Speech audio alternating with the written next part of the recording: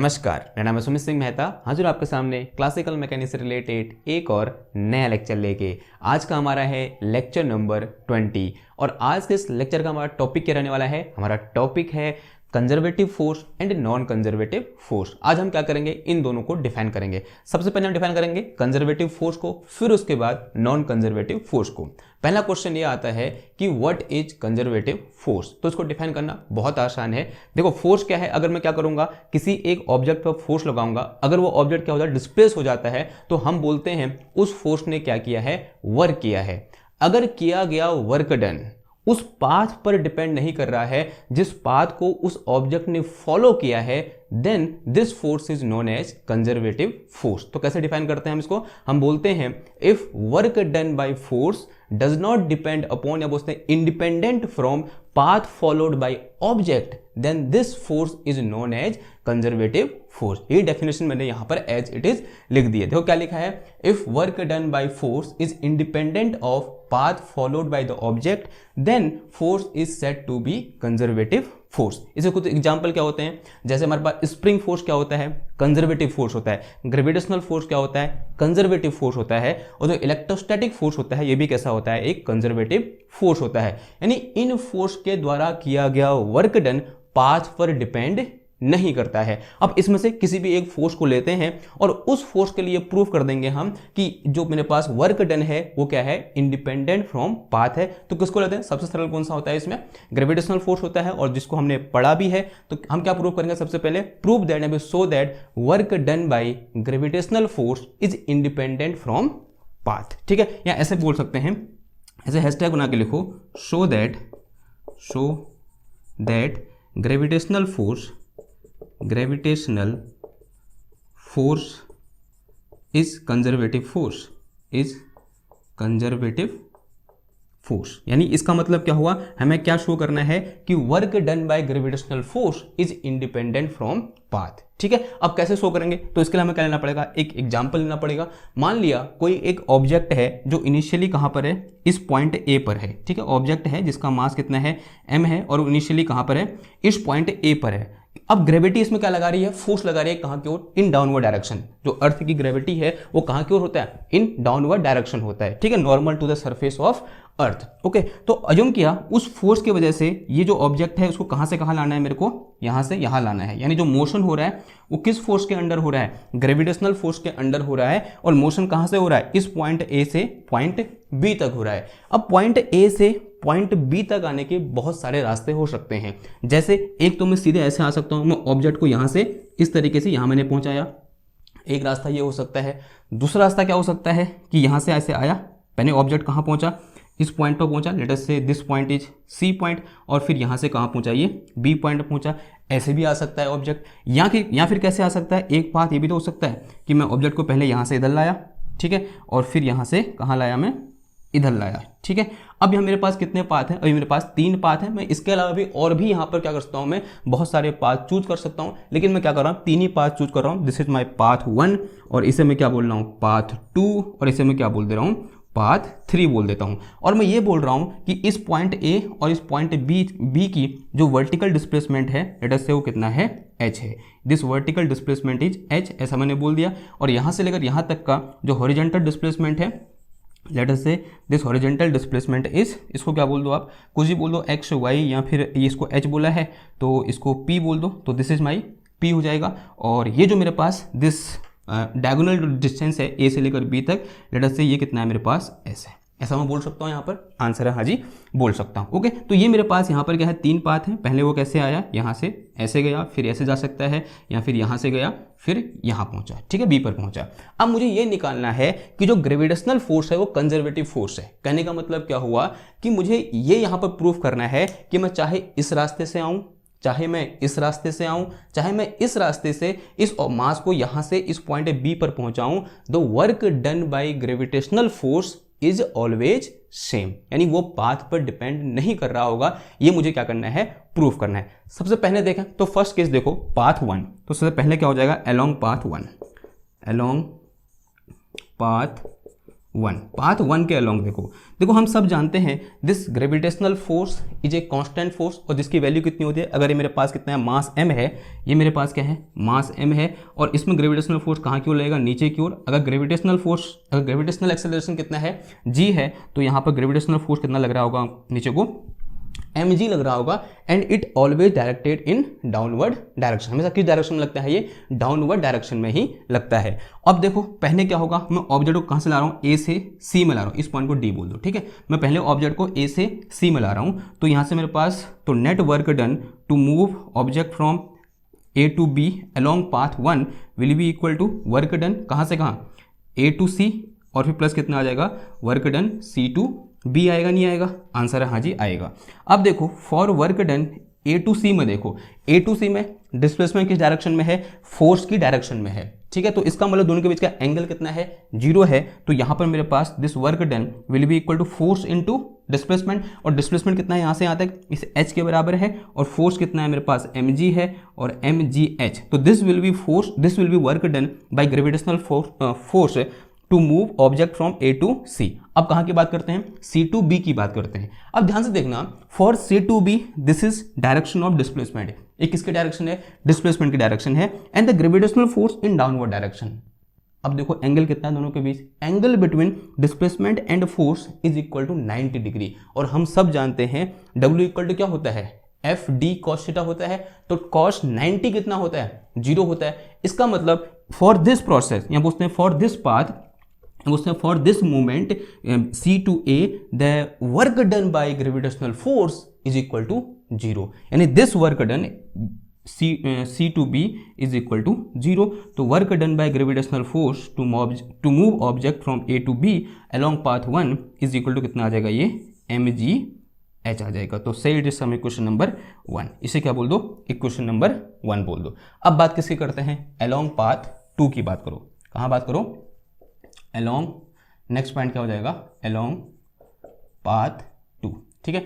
अब पाथ 2 में यहां से यहां तक ये मेरे पास डिस्प्लेसमेंट कितना है, P है, मैंने पहले बोल रखा है। अब देखो अगेन यहां पर जो ग्रेविटेशनल फोर्स है वो कहां की ओर लग रहा होगा, नीचे की ओर। ये मास m है, इसमें ग्रेविटेशनल फोर्स कहां की ओर लग रहा है, downward direction, this is mg, और ये मास कितना है मेरे पास, m है। अब जब वो कहां से कहां आया, अगर मैं along पाथ 2 WAB निकालूं, यहाँ पर क्या निकालूं मैं, WAB निकालूं, then this will be equal to at first WA to D, फिर प्लस WD2B, यही तो होगा, ऐसे तो लिख सकता हूं मैं इसको। अब देखो जब मैं यहां से यहां जा रहा हूं, तो in this case gravitational force in downward direction and displacement in this direction, angle between displacement and force is 90 degree. It mean from A to D the work done by gravitational force is equal to 0। ये कितना हो जाएगा, 0 हो जाएगा, क्योंकि angle क्या है, 90 degree का है। और फिर प्लस लिखोगे यहाँ पर work done D to B। अगर मैं D से B में आऊंगा, again both are in same direction, जो डिस्प्लेसमेंट है और जो ग्रेविटेशनल फोर्स है वो दोनों सेम डायरेक्शन में है, और displacement again D to B कितना है, h के बराबर है।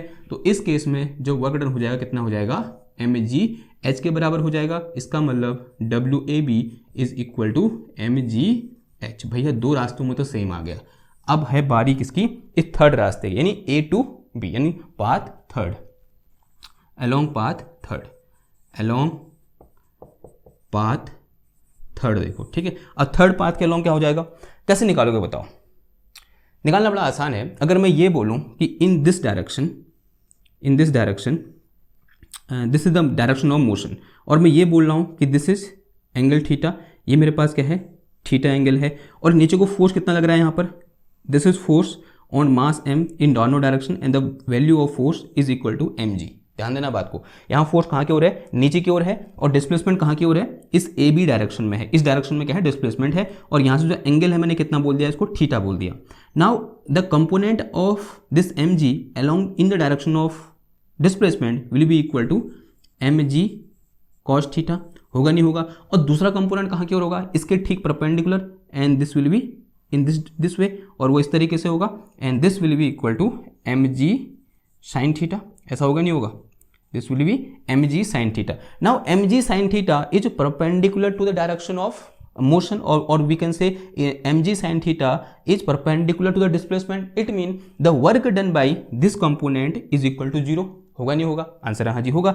If work done by this component equal to 0, तो वर्क कौन कर रहा होगा? सिर्फ ये वाला कंपोनेंट कर रहा होगा। कौन सा वाला? mg cos theta. तो in this case work done from a to b is equal to force into displacement. Displacement will be this quantity, और ये कितना है मेरे पास? यहाँ से यहाँ तक डिस्टेंस कितनी बोल के s बोल रखी है, तो फोर्स कितना है मेरे पास? mg cos थीटा और इंटू कितना आ गया? s आ गया। अब यहाँ पर तो ये ऐसा है नहीं, अलग आ गया। देखो देखो थोड़ा वेट करो, कॉस थीटा की वैल्यू पुट करो एक बार, क्या पता आ जाए। देखो ये मेरे पास क्या है? थीटा है। थीटा के ठीक सामने क्या होता है?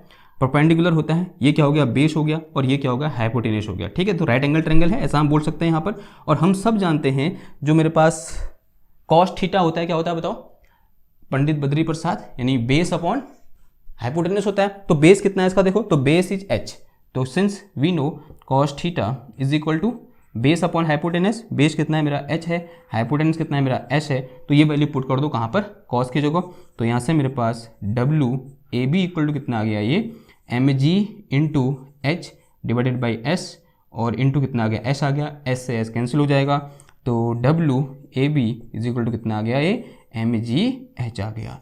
अब देखो मैं चाहे अलोंग पाथ 1 आऊँ या अलोंग पाथ 2 आऊँ या मैं अलोंग पाथ 3 आऊँ, तीनों केस में वर्क डन क्या है? सेम है। मैं यहाँ पर कोई भी एक आर्बिट्री क्या करूँगा? आर्बिट्री पाथ चूज करूँगा। अगर मैं इन दो पॉइंटों को चेंज ना करूँ, अगर ये पॉइंट फिक्स हैं, तो इन दो पॉइंट के बीच ग्रेविटेशनल फोर्स के द्वारा किया गया वर्क डन भी क्या होगा? फिक्स होगा। तो it mean this gravitational force is a conservative force. इसका मतलब क्या हुआ कि जो ग्रेविटेशनल फोर्स है वो कैसा फोर्स है? एक कंजर्वेटिव फोर्स है। अब देखो this is very very important, कभी कभी प्रूफ करने को आ जाता है 2 नंबर का, और आई होप अब आप इसको देख के प्रूफ कर लोगे। लेकिन जो ज़्यादा इंपॉर्टेंट हमारे लिए है वो है हमारे पास जो नेक्स्ट हमारे पास जो चीज़ आने वाली है वो। ये तो क्या किया मैंने? एक पर्टिकुलर फोर्स के लिए देखा, and that force is gravitational force. अगर मैं इन जनरल बात करना चाहूँ कि कैसे मैं किसी भी एक फोर्स को देखकर मैं ये कह सकता हूँ कि ये क्या है? कंजर्वेटिव फोर्स है। तो नेक्स्ट जो हेडिंग हो जाएगी हमारी, नेक्स्ट जो हेडिंग हो जाएगी हमारी, उसमें ऐसे लिखो कि show that work done by conservative force is path independent. ये तो यहाँ पर दिखाई दे रहा है कि पाथ इंडिपेंडेंट होता है। तो जिस भी फोर्स के द्वारा किया गया वर्क डन पाथ इंडिपेंडेंट होगा, वो फोर्स क्या होगा? हमारा कंजर्वेटिव फोर्स होगा। तो यही क्या करना है अब हमको प्रूफ करना है। तो कुछ चीज़ें मिटाऊँ मैं, इसे मिटा दूं मैं, ठीक है, इसे मिटाते हैं और हेड डालो क्या? Show that work done by conservative force is path independent.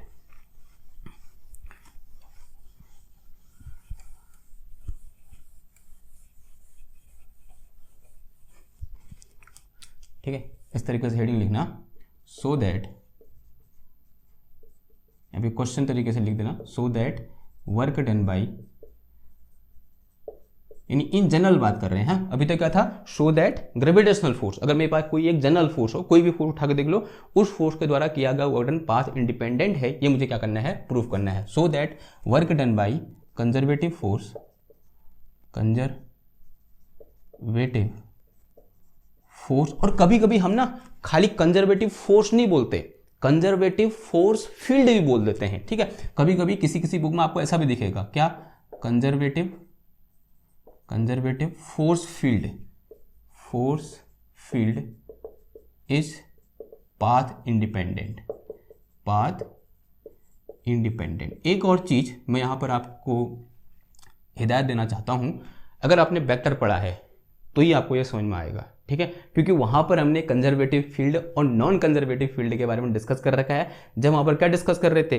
Curl के बारे में डिस्कस कर रहे थे, या बोल सकते हैं फंडामेंटल थ्योरम ऑफ ग्रेडियंट के बारे में हम वहां पर डिस्कस कर रहे थे। तब वहां पर हमने बहुत बेहतरीन तरीके से जो कंजर्वेटिव फील्ड होते हैं और जो नॉन कंजर्वेटिव फील्ड होते हैं उनके बारे में डिस्कस कर रखा है। ठीक है, तो क्या लिखा हमने? Is independent.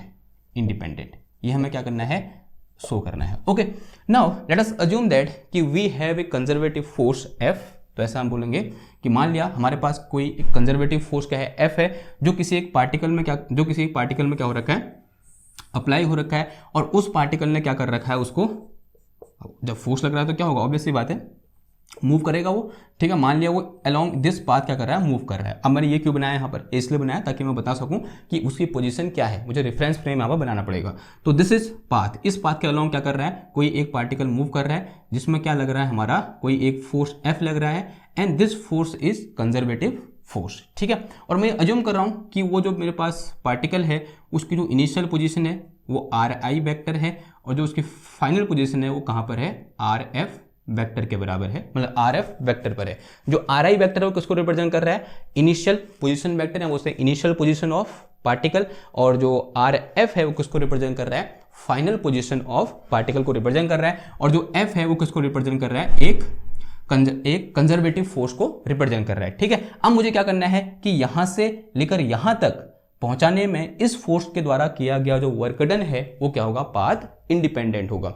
अगर मैं सबसे पहले क्या निकालना, देखो कैसे निकालने का बताओ, हमने पहले ही पढ़ा हुआ है कि अगर मेरे पास कोई भी फोर्स है तब उस फोर्स के द्वारा किया गया वर्क डन कितना होता है बताओ। Since we know work done by force W equal to integration क्या होता है यहाँ पर F dot dr and limit is from r initial to r final. ये हमने पढ़ा नहीं पढ़ा है, ठीक है। जब हम क्या पढ़ रहे थे, work done by variable force हमने डिस्कस किया था, और वहां पर हमने इस चीज के बारे में पढ़ा था कि किस तरीके से हम वर्क डन क्या करते हैं, फाइंड करते हैं, या फिर बोल सकते हैं पहले क्या निकालेंगे हम, work done for a infinitely small displacement, फिर क्या कर देंगे उसको इंटीग्रेट कर देंगे, ठीक है। और यहाँ पर जो dr है वो क्या है, यहाँ पर एक छोटा सा लाइन एलिमेंट बोल सकते हैं, तो this is my dr।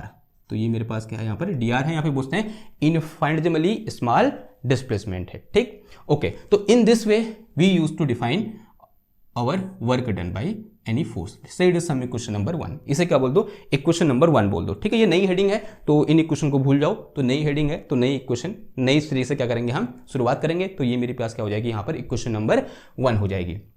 Now अब थोड़ा सा आगे बढ़ने से पहले एक थ्योरम की बात कर लेते हैं, जो थ्योरम हमने कहाँ पढ़ी है, जो वेक्टर एनालिसिस वाली लेक्चर सीरीज है वहाँ पढ़ी है, ठीक है। आप वहाँ पर जाकर उसको कंप्लीट पढ़ना, लेकिन वहाँ के पर जो मेन पॉइंट है उनको उठा के मैं आपको क्या करते रहूँ, यहाँ पर एक बार रिकॉल करते रहूँ, ठीक। तो यहाँ पर ऐसे लिखो थ्योरम 1, ऐसे डालना क्या, थ्योरम 1 क्या होती है थ्योरम, सुनो जरा। इफ एनी वेक्टर फील्ड, क्या बोल रहा हूँ मैं, इफ एनी वेक्टर फील्ड ए, कोई वेक्टर फील्ड क्या बोल दिया मैंने, ए बोल दिया। If any vector field A is conservative field, conservative vector field is conservative, खाली इतना लिखो, then curl of A will be equal to 0, will be equal to 0। जो मेरे पास कर्ल ऑफ ए होगा वो कितना होगा, 0 होगा। दैट इज, इसका मतलब क्या हुआ कि जो curl of A will be equal to 0। Now this, इसको क्या कर दो, इस तरीके से ब्रैकेट के अंदर बंद कर दो, अभी काम आने वाला है, ठीक है। कि अगर मेरे पास कोई एक वेक्टर फील्ड ए है और वो कैसा है, कंजर्वेटिव है, इसका मतलब क्या हुआ, वो कैसा है, कर्ललेस है, यानी वहां पर कोई भी कर्ल नहीं हो रहा है, रोटेशन नहीं हो रहा है, इररोटेशनल फील्ड है, ऐसा ही बोल सकते हैं हम, ठीक है। तो ये कैसा है, कर्ललेस फील्ड है, यानी इसका कर्ल कितना होगा, 0 होगा। अब यहां पर एक नेक्स्ट प्रॉपर्टी आती है, if curl of any vector is equal to 0 then this vector can be represent as a gradient of any scalar potential. क्या बोला मैंने ये बोला इफ एंड, ऐसे इसी के नीचे लिखो, इफ एंड करके, if curl of any vector, if curl of A is equal to 0 then A can be written as gradient of any scalar potential. Gradient, क्यों ग्रेडियंट किसका निकलता है, हमेशा स्केलर का निकलता है। Gradient of any scalar field बोल सकते हो, या फिर स्केलर पोटेंशियल बोल दो, ज़्यादा अच्छा हो जाएगा, scalar potential. And let us say this scalar potential is phi, तो इसका मतलब क्या हो जाएगा, तो मैं क्या बोलना चाह रहा हूँ, if del cross A is equal to 0 then, तो यहाँ मेरे पास क्या आ जाएगा, then this A will be equal to gradient of phi, और यहाँ पर क्या आता है, नेगेटिव साइन भी आता है, तब जाके क्या होगा, ये सही होगा। ठीक है, तब जाके इसका कुछ ना कुछ फिजिकल मीनिंग निकल के आएगा। जब यहाँ पर क्या होगा, माइनस साइन हम लगाएंगे तो यहाँ पर a इक्वल टू कितना आ गया, ये माइनस का ग्रेडियंट ऑफ फाई आ गया। ठीक है, अब देखो, तो दिस इज माई थ्योरम, ये क्या होती है, हमारी थ्योरम होती है। अब ये थ्योरम हमने वेक्टर एनालिसिस में पढ़ रखी है, मैंने इसको आपको यहाँ पर क्या कर दिया, दोबारा बता दिया। एक बार रिकॉल कर लें, क्या है हमारे पास जो थ्योरम है। थ्योरम ये है कि अगर किसी एक वेक्टर फील्ड का कर्ल कितना होता है, 0 होता है, यानी कर्ललेस होता है, तब उस वेक्टर फील्ड को हम क्या कर सकते हैं, किसी एक स्केलर पोटेंशियल के ग्रेडियंट के टर्म में एक्सप्रेस कर सकते हैं, जैसा कि हम यहाँ पर मैंने इस तरीके से लिखा। ठीक है, ये क्या होती है, एक वेल डिफाइंड थ्योरम होती है, कहाँ की, वेक्टर की। ओके, अगर मेरे पास ये थ्योरम है, अब यहाँ पर आओ, हमारे क्वेश्चन में आओ। हमारे क्वेश्चन में हमारे पास क्या है, या बोलते हैं हमारे जो सिचुएशन हमारे पास क्या है, हमारे पास एक फोर्स है, एफ है, एक एफ वेक्टर फील्ड है, जिसको मैंने क्या बोला है, फोर्स वेक्टर बोला है। ठीक है, force is a vector quantity, इसका मतलब कैसा फील्ड है, ये वेक्टर फील्ड है, जो कैसा है, कंजर्वेटिव है, ऐसा हमने अज्यूम कर रखा है। इसका मतलब क्या हुआ, curl of this F will be equal to 0। Now come to our force, now जो हमारी सिचुएशन है उस पर आओ। इट मीन्स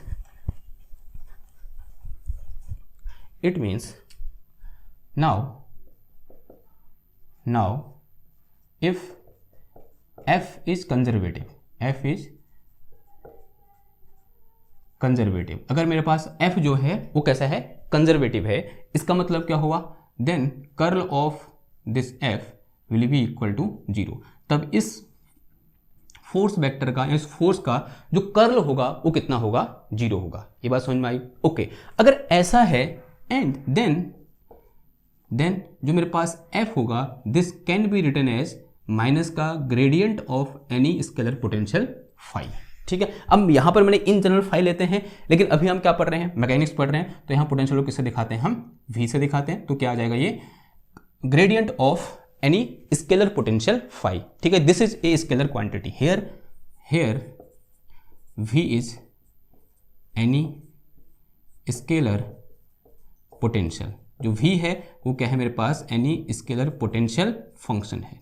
ठीक है, या फिर स्केलर फंक्शन नहीं बोल सकते हैं सिंपल, या फिर स्केलर पोटेंशियल फंक्शन बोल दो। ठीक है, ये मेरे पास क्या है, v है, और इसको हम क्या बोलते हैं, ग्रेडियंट बोलते हैं। ठीक है, ये बात समझ में आई, ग्रेडियंट हमने पढ़ा हुआ है उधर ना। अब क्या करो फिर, अब ये मेरे पास f इक्वल टू कितना है, माइनस का ग्रेडियंट ऑफ v है, तो इस इक्वेशन नंबर 1 में f को जो क्या रख सकता हूं मैं, माइनस का ग्रेडियंट ऑफ v रख सकता हूं। नाउ इन इक्वेशन 1 जो वर्क डन हो जाएगा वो क्या हो जाएगा मेरे पास, देखो this will B integration, this is minus का ग्रेडियंट ऑफ v आ जाएगा, और डॉट कितना आ जाएगा, ये dr आ जाएगा। ध्यान देना है, here dr is line element, dr क्या मेरा लाइन एलिमेंट है, and this limit is from ri to r final. तो work done w equal to कितना आ गया, माइनस का integration ri to r final, and this is gradient of v, और ये मेरे पास कितना आ गया, dr आ गया। नाउ से इट इज समीकरण नंबर 2, इसे क्या बोल दो, समीकरण नंबर 2 बोल दो। नाउ अब फिर से कहाँ जाओ, वेक्टर एनालिसिस में जाओ, वहां पर हमने एक चीज डिस्कस कर रखी थी, एक थ्योरम डिस्कस की थी, that theorem is fundamental theorem of gradient. किसके अंदर आई थी ये, फंडामेंटल थ्योरम ऑफ कैलकुलस हमने पढ़े थे। वहां पर 3 थ्योरम थे मेरे ख्याल से, fundamental theorem of gradient, fundamental theorem of divergence and fundamental theorem of curls. ठीक है, तो यहां पर जो पहले हमारे पास थ्योरम थी, that is fundamental theorem of gradient. Since we know fundamental theorem of gradient, fundamental theorem of gradient क्या कहता है हमको, this is integration gradient of T, T के यहाँ पर कोई स्केलर पोटेंशियल है या फिर स्केलर फंक्शन है, डॉट dl, dl क्या मेरे पास लाइन एलिमेंट है, and this will be equal to, अगर ये limit from a to b है, लिमिट कहाँ से कहाँ है, a टू b है, then this will be equal to value of t at point b minus value of t at point a। ये कैसे आया, ये हमने वहाँ पर क्या कर रखा है, प्रूव कर रखा है, तो बार बार यहाँ उसको प्रूव करने की जरूरत नहीं है। ये क्या होती है हमारे पास, फंडामेंटल थ्योरम ऑफ ग्रेडियंट होती है। नाउ अब हमारी इस इक्वेशन में t की जो कितना है, v है, और dl की जो कितना है, dr है, तो क्या कर सकते हैं, इसको रिप्लेस कर सकते हैं। Now equation 2 become, now equation 2 becomes क्या हो जाएगा बताओ, तो w will be equal to, ये आ जाएगा मेरे पास, इस इंटीग्रेशन को सॉल्व करो, माइनस साइन तो ऐसे रहा, ये ब्रैकेट लगाओ, t की जो कितना है, v है, तो कितना आ जाएगा ये v एट कहाँ पर, b यानी अपर लिमिट, यानी v कहाँ पर, आर फाइनल पर, वी एट आर फाइनल, यानी potential of this scalar potential at point, at final point. फिर क्या आ जाएगा यहाँ पर माइनस, फिर कितना आ जाएगा, ए रखना है यहाँ पर, माइनस टी ए रखना है, तो यहाँ कितना आ जाएगा, ये वी आर आई आ जाएगा, यानी value of scalar potential at initial point आ गया। ठीक है, तो यहाँ से मेरे पास क्या निकल के आया, ये V W equal to, minus को अंदर ले जाओ, इसे मिटाऊँ मैं, ठीक है, क्योंकि ये हो गया है, इसको मिटा दूँ मैं, फटाफट से स्क्रीनशॉट लो, मैं मिटा रहा हूँ। ओके, ले लिया, 1 2 3 मिटा देता हूँ। ठीक, अब देखो फिर क्या बोला हमने, W इक्वल टू कितना आ गया, उसको अंदर भेजो, तो W इक्वल टू आ गया मेरे पास V at initial point minus V at R final. Now said some equation number 3, इसे क्या बोल दो, इक्वेशन नंबर 3 बोल दो। अब देखो इक्वेशन नंबर 3 हमको एक बहुत इंपॉर्टेंट चीज बता रही है, और वही बता रही है जो हम निकालना चाह रहे थे। W क्या है मेरे पास, work done by conservative force है। जो वी आई है वो क्या है, value of scalar potential at initial point, और ये वी आर एफ क्या है मेरे पास, this is value of scalar potential at final point. उसके बीच में क्या हुआ, कोई मतलब नहीं है। ये this equation 3 tells us work done by conservative force is depend only on initial and final point, not path followed by the object. Object ने किस पाथ को फॉलो किया उस बात पर डिपेंड नहीं करता, सिर्फ और सिर्फ किस बात पर डिपेंड करता है कि इनिशियली ऑब्जेक्ट कहां पर है और फाइनल पॉइंट पर ऑब्जेक्ट कहां पर है। ठीक है, and this so that the work done by conservative force does not depend upon path followed by the object. तो इसके नीचे लिख दोगे आप एक बोल्ड अक्षरों में, यहां पर लिखना कि this equation 3 tells us work done by conservative force does not depend upon path followed by the object. ठीक है, ये बात समझ में आई आपको? ओके, अगर ये बात समझ में आई तो ये क्या हो गया, हमारा जो हमने प्रूफ करना था, जो शो करना था, वो हमने शो कर दिया। नाउ अब एक और चीज देखो, इफ वर्क डन, इसको ऐसे भी लिख सकते हैं हम, कैसे, since what we can write this thing, या फिर उसको ऐसे रहने दो।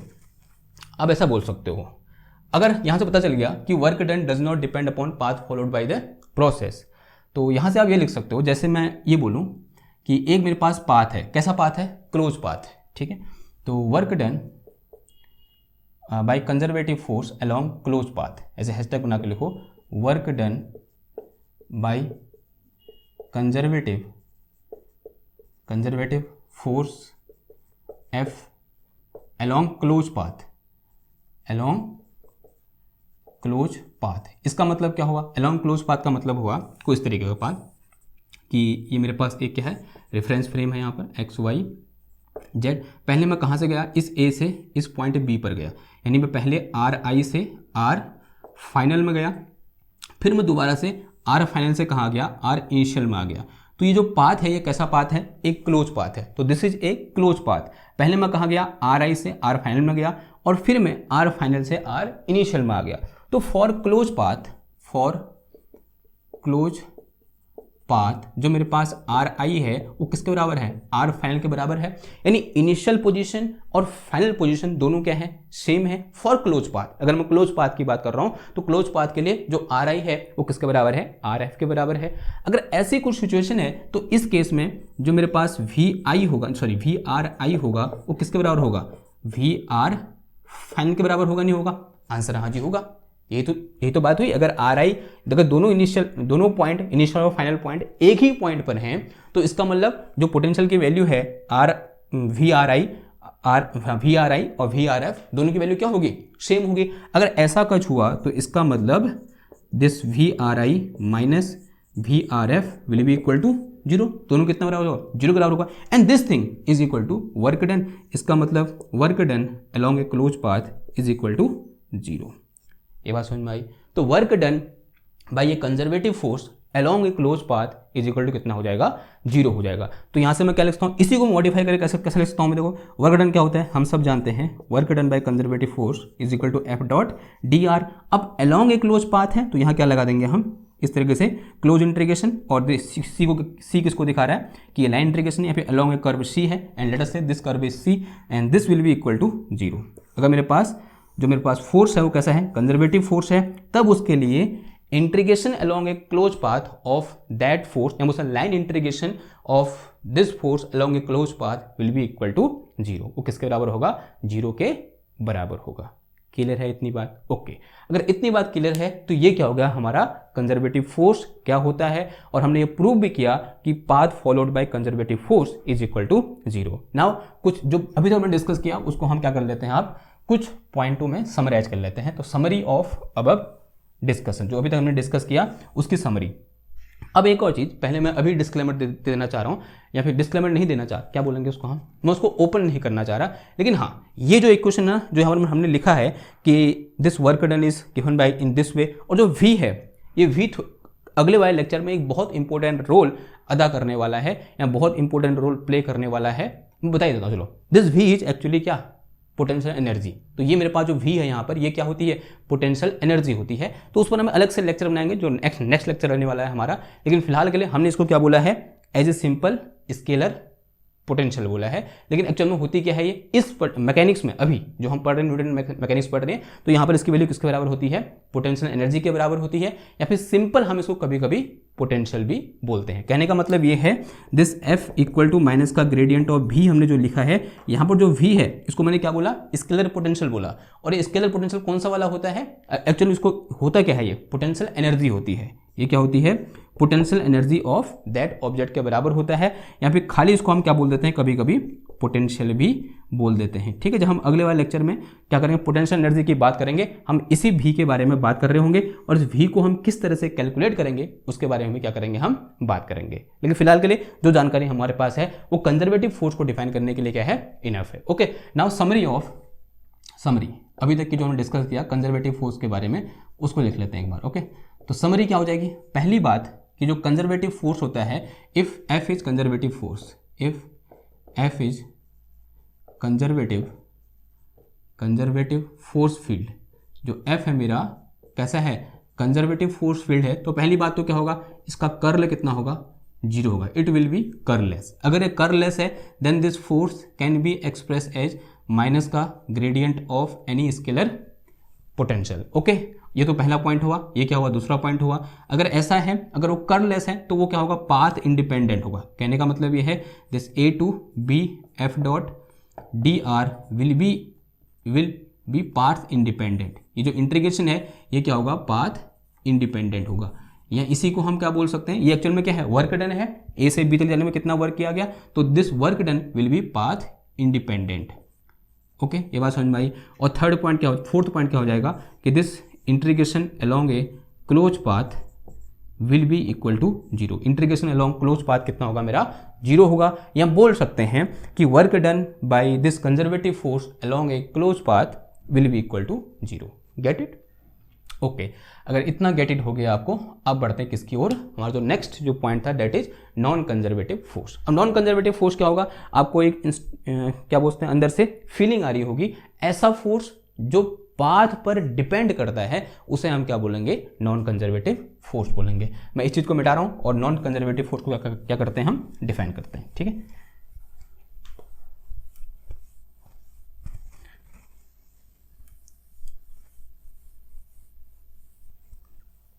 चलो भाई अगली हेड डालो ऐसे हैशटैग करके, नॉन कंजर्वेटिव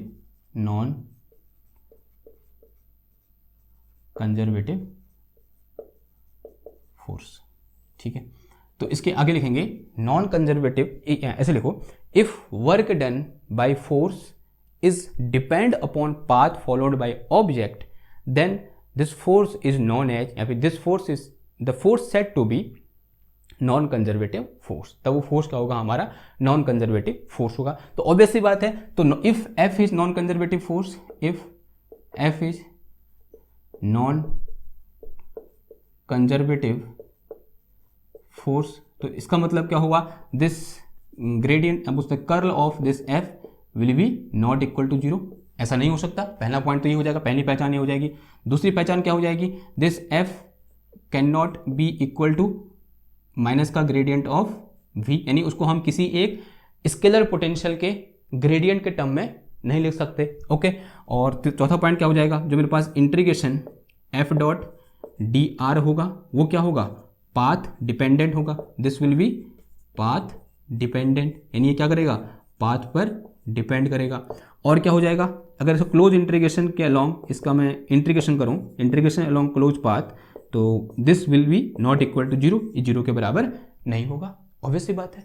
ठीक है, आई बात समझ में। तो this is all property of non conservative force. तो नॉन कंजर्वेटिव फोर्स को हमने सस्ते में निपटा दिया और इतना ही यहाँ से आता है। और आता क्या है, आपको क्या दिया होगा, एक फोर्स फील्ड दिया होगा, फोर्स दिया होगा, ठीक है, इन वेक्टर फॉर्म, और आपसे कहा जाएगा कि प्रूफ करो ये कंजर्वेटिव है या फिर नॉन कंजर्वेटिव है। आप सिर्फ क्या निकालोगे, उसका कर्ल निकालोगे। अगर कर्ल जीरो आ रहा है तो वो क्या है, कंजर्वेटिव है। अगर कर्ल नॉन जीरो आ रहा है तो वो क्या है, नॉन कंजर्वेटिव है। तो this is all about conservative. और इसके एग्जांपल क्या हो जाएंगे नॉन कंजर्वेटिव के, frictional force is a non conservative force. जो फ्रिक्शनल फोर्स होता है वो कैसा होता है, नॉन कंजर्वेटिव फोर्स होता है। ठीक है, तो this is all about conservative and non conservative force. I hope आपको अच्छा लगा होगा। यहाँ पर जो पॉइंट है एक आध, जो जिसको हमने force as a gradient of any scalar potential लिखा है, that is most important point till now, बहुत इंपॉर्टेंट पॉइंट है और आपके लिए क्या होगा, ये नया भी होगा। ठीक, आई बात समझ में। तो this is all about today lecture, और आई होप आपको लेक्चर समझ में आया होगा, आपको पसंद आया होगा। अगर मैं आपकी लाइफ में कुछ वैल्यू ऐड करता हूँ अपने लेक्चर के थ्रू, तो आप इस चैनल को लाइक करो, शेयर करो और सब्सक्राइब करो, और इस तरीके से अपना प्यार बांटते रहो। मैं मिलता हूँ आपसे नेक्स्ट क्लास में एक और नई वीडियो के साथ, एक और नए टॉपिक के साथ। तब तक के लिए थैंक यू, धन्यवाद, बाय बाय।